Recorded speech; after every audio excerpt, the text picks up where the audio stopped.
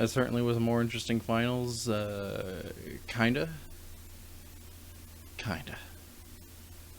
Hi, my name's Sebastian. This is Vision Denial in the Road to MSI, where I watch all 12 regions participating in MSI's playoff series, including that one, and yes, this one also, where we have to congratulate the second team to qualify for MSI, Pentanet GG.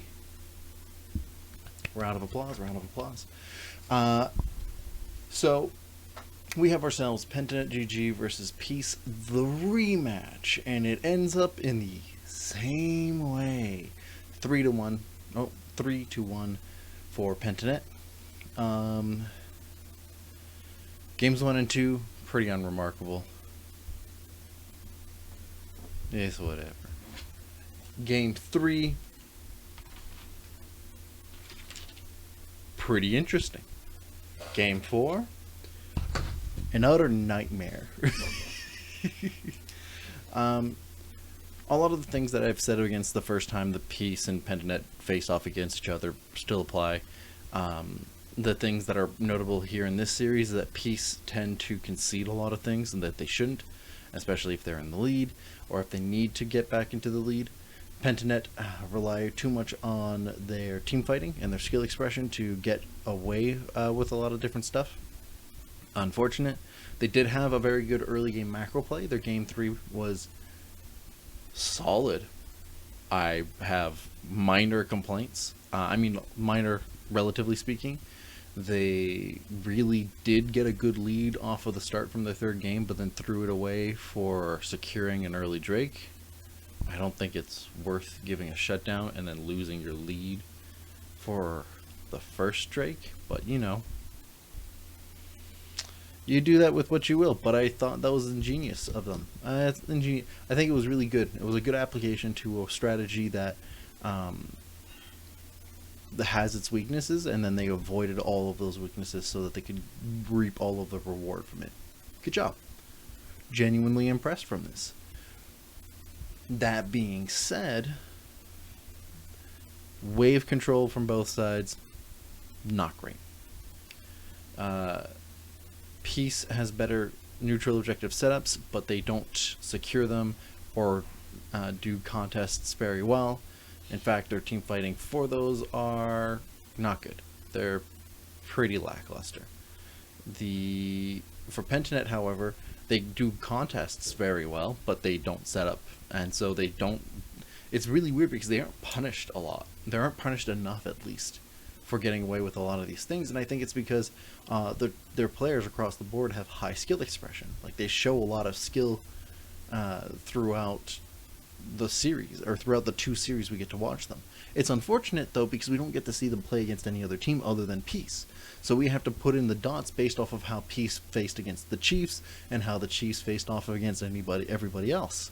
Because the Chiefs are unremarkable, Peace beat an unremarkable team, and Peace looked unremarkable against Pentanet. So what does that say in the long term, right? Going back again to the discussion that I've had for the last little bit about like the floor of your region versus your ceiling, and you can gather more information from the floor than you can from the ceiling when it comes to international tournaments. And honestly, I can't see like the LCO, the Australian Oceanic region, doing very well internationally. Now, they've proven me wrong every so often. Usually they do very well in terms of preparation. That's the one thing that I think this region has in spades. They do prepare very well. They do their picks and bans aimed specifically for their teams. It's a little predictable sometimes based off of their playstyle. Like their playstyle has very predictable picks and bans. And I don't think a lot of other regions, you know, play off of that. They should, honestly, in my opinion, play off of it. Because I think it's incredibly easy to take advantage of the predictability that the LCO, Australian Oceanic region, brings to pick and bans. And because they are not great at executing some of the things that they try, it's unfortunate because they're they do have solid preparation for these things, and this includes in this game. Like, both sides had solid preparations and answers on all ends, and it's just unfortunate because they just don't know how to play their win conditions. Unless it's a team fight, in which case the better team fighting team wins. And I think that's the issue that I have with all of the tier 4 regions. You know, the tier 4 regions being the LCO, the CBLOL, and LJL, the Oceanic, Brazilian, and Japanese regions, where the team that tends to win the most is the team that team fights the best. And any bonuses that you can glean from that are supplement. Oh, my cat wants me.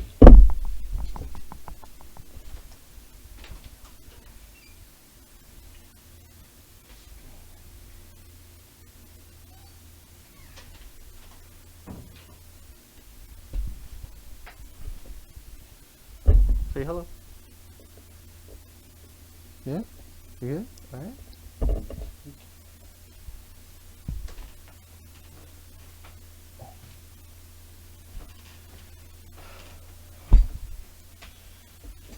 Alright.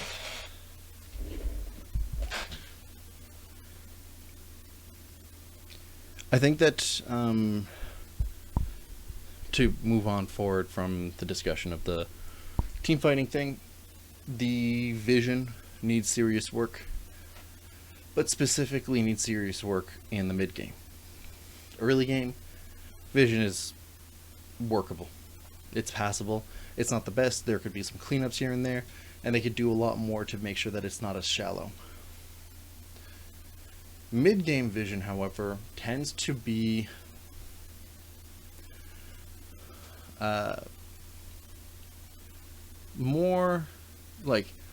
more quantity than quality. They don't tend to give enough information about anything, and oftentimes they're too shallow for it to be effective. Hopefully Pentanet fixes that issue when they get to the international scene, but I doubt it. It's rare that I see teams improve or fix their mistakes going international, and more common that they tend to pick up bad behaviors when they go into an international scene. Hence why it's better to compare the floor than the ceiling. Sometimes it's good to compare the team in and of itself, because it tends to show a trend, but the more secure way to look at it is still looking at the floor of the region. The neutral objectives, I've mentioned, fairly not good across the board. And so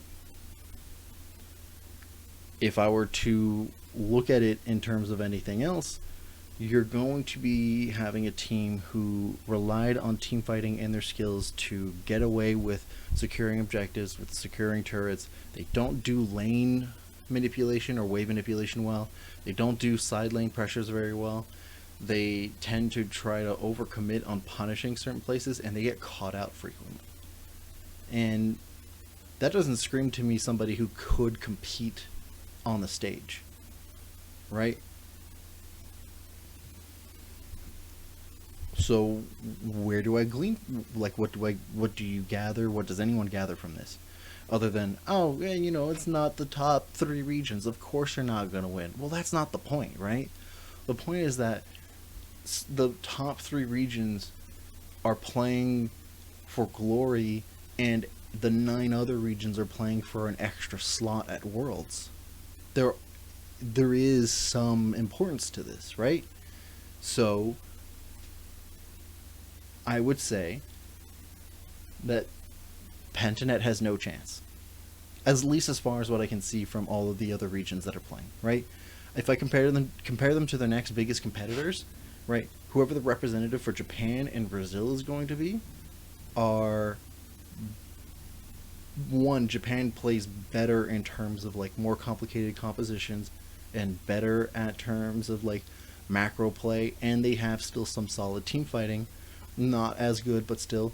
And Brazil is literally a region that is molded by team fighting and plays way more complicated setups. Like, I can't see it happening. and forget about anybody else after that. Now that we have two qualifiers, two teams who have qualified, the further in I get through this series, what I'm going to do is that on this side, on this side, and then slowly as more teams go from this side, I'm going to show what I think the current power ranking. But right now we only have two, so it should be very obvious. You should have, oh wow, I can't do it. We should have Damwon, Kia, and then Pentanet. But the further along we go, I'm just going to keep adjusting this list based off of the results and based off how I think they've done. So there you go. Congrats again for being the second team to qualify. And the rest of you, let me know what you think in the comments down below. Next up, we're going back to China for their next elimination series of RNG, or Royal Never Give Up, versus Top Esports. That should be interesting. Like and subscribe if you enjoyed the video, and I'll see you in the next one. Ciao.